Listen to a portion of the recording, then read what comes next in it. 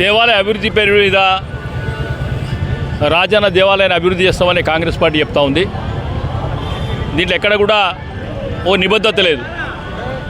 అసలు ఎన్ని కోట్లు ఈ దేవాలయం డెవలప్మెంట్కి శాంక్షన్ అయినాయి, అవి ఎక్కడ నిధులు వేసిండ్రు, ఏ అకౌంట్ ఉన్నాయి ఇక్కడ చెప్పడం లేదు. మళ్ళీ అదే కాక దాదాపు 15 రోజుల క్రితం ఆ ప్రిన్సిపల్ సెక్రటరీ గారు, కమిషనర్ గారు, ఇక్కడ చీఫ్ విప్ గారు ఒక క్లియర్గా చెప్పారు పేపర్కు, జూన్ 15 నుంచి మేము పనులు ప్రారంభిస్తాం, మొదలు పెడుతున్నాం అనేది. మరి మా డిమాండ్ కూడా ఇది కేవలం పార్టీలకు అతీతంగా జరుగుతున్న కార్యక్రమం. ఇది దాదాపు అన్ని కుల సంఘాలు, ఇక్కడున్న చిరు వ్యాపారాలు ఏదైతున్నదో అనేక రకాలుగా నష్టపోతారు. ఈ దేవాలయం బంద్ చేస్తానని నినాదం అది.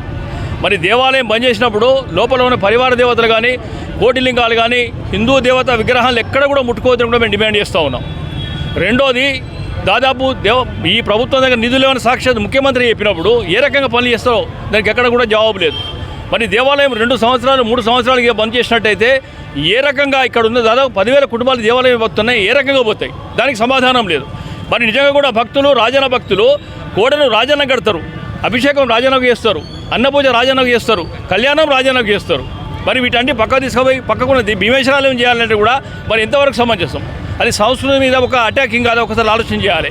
మరి రాజన్న భక్తుల మనోభావాలు దెబ్బతింటే ఒకసారి ఆలోచన చేయాలి. వాటన్నిటి కాదని కూడా ఈరోజు బంధుకు పిలువిస్తే ఏదో అందరం కలిసి బంధుకు అభివృద్ధికి అడ్డుపడ్డట్టు నేను అడుగుతా ఉన్నాను. గత ప్రభుత్వం ఏదో 10 సంవత్సరాల అధికారం ఉన్నది, అంతకుముందు 60 సంవత్సరాలు రాజ్యం చేసింది కాంగ్రెస్ పార్టీ కాదా?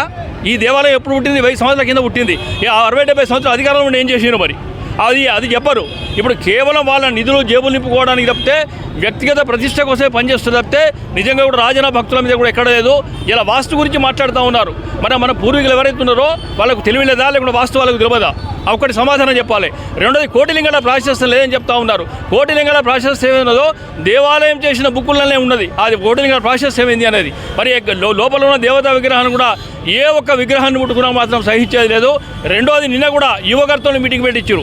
ఏ అధికారులు బలిపశం చేస్తారు?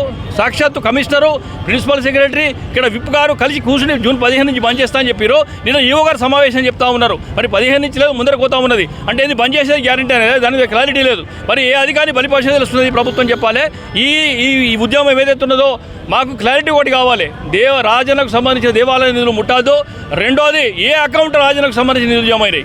మూడోది, లోపల ఉన్న దేవతా విగ్రహాలు కూడా ఎక్కడ కూడా ముట్టుకోవడానికి వీల్లేదు, దేవాలయం బంద్ చేయడానికి కూడా వీల్లేదు. మరి దయచేసి ఈరోజు బంద్కు సహకరించిన అనేక వాణిజ్య నిన్న గుంపుగా దాదాపు 100 మంది అలా బెదిరించుకుంటూ పోతా ఉన్నారు. బంద్ చేయొద్దు, మీరు బంద్ చేయొద్దు అనేది. ఎక్కడ కూడా మరి ఇదేం ప్రజాస్వామ్యం చెప్పాలి. అది కాకుండా ఈ బంద్కు సహకరించి ఎవరుతున్నారో సామాన్య భక్తులకు, ప్రత్యేకంగా చిరు వ్యాపారులకు ఓ రకంగా వాళ్ళని కూడా బాధ పెట్టినట్టు కావచ్చని వాళ్ళ భవిష్యత్తు కోసం పోరాటం చేస్తున్నాం కనుక ఈరోజు సహకరించిన ప్రతి వారందరూ కూడా కృతజ్ఞతలు తెలియజేస్తూ ఉన్నాం. ఓం నమః శివాయ.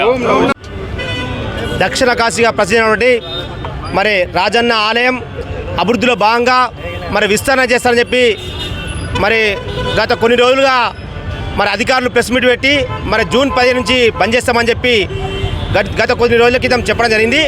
మరి దానికి మేము మా వేములవాడ పట్టణ ప్రజానీకం, వేములవాడ పట్టణ ప్రముఖులు, మరి రాజకీయ పార్టీలు అందరం కలిసి కూడా రాజన్న ఆలయ పరిరక్షణ సమితి అని చెప్పి ఒక కార్యాచరణ పెట్టుకొని మరి రాజన్న ఆలయానికి మేము అభివృద్ధికి అడ్డం కాదు, అభివృద్ధి చేయమంటున్నాం, కానీ దర్శనాలు నిలిపేస్తారని చెప్పి చెప్పడం జరుగుతుంది. కాబట్టి దీనికి మేము వ్యతిరేకమని చెప్పి తెలియజేస్తున్నాము. కాబట్టి ఇప్పటికైనా కాంగ్రెస్ ప్రభుత్వం మేము అభివృద్ధికి వ్యతిరేకం కాదు, మీరు అభివృద్ధి చేస్తా అంటే స్వాగతిస్తాం, మీ వెనుక మేము నడుస్తాం, కానీ రాజన్న దర్శనాలు బంద్ చేసుకుంటూ చేస్తారంటారు కాబట్టి మేము దీన్ని వ్యతిరేకిస్తున్నాం. మీ యొక్క కాంగ్రెస్ ప్రభుత్వం మరి గత 2 సంవత్సరాలు 18 నెలలు వచ్చి మరి అలా బద్దిపోచమ్మకు 10 కోట్ల ఫండ్ పెడితే ప్లేన్ ప్రదేశం, దాంట్లో ఇప్పటి వరకు కూడా సగం పనులు కాలేదు.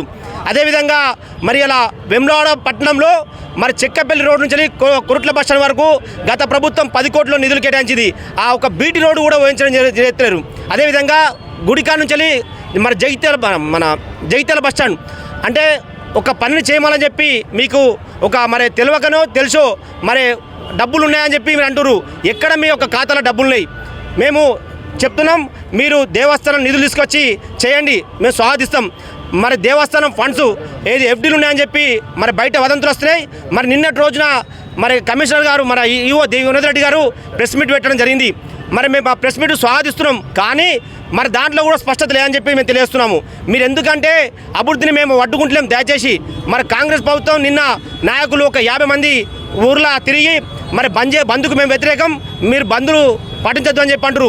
మేము ఎప్పుడు కూడా మరి గత 10 ఏళ్ళ ప్రభుత్వం ఉంది, ఏ బంద్ను కూడా మేము వ్యతిరేకించలేదు. మరి మేము బంద్ చేస్తున్నామంటే మేము పట్టణంలో ఒక పౌరులుగా మేము అభివృద్ధిని అడ్డుకోవద్దని చెప్పి మేము తెలియజేస్తున్నాం. మేము అభివృద్ధిలో భాగస్వాములమై చేస్తున్నాం. ఇవాళ వేములవాడ పట్టణంలో పుట్టిన ప్రతి మనిషి కూడా చీమురెత్తున్న వ్యక్తి అభివృద్ధిని అడ్డుకోము. ఎందుకంటే దేశంలో మరి ఒక ధర్మాన్ని పాటించాలి. దేవస్థానం మన వేములవాడ అంటే దక్షిణ కాశీగా ప్రజలు రాజన్న ఆలయం పవిత్రత ఉంది, దాన్ని కాపాడని చెప్పి ఉద్దేశంతో మేము చేయడం జరుగుతుంది. మరి ఖచ్చితంగా రానున్న రోజుల్లో మరి గౌరవ ఎమ్మెల్యే గారు ఈ యొక్క అన్నిటి కూడా నిర్వీర్యం చేయాలి, తిట్టతం చేయాలి. ఇప్పటికైనా మీరు దిగివచ్చి మరి రాజన్న భక్తులకు దర్శనం ఇచ్చుకుంటూ అభివృద్ధి చేయాలని చెప్పి కోరుచున్నాం.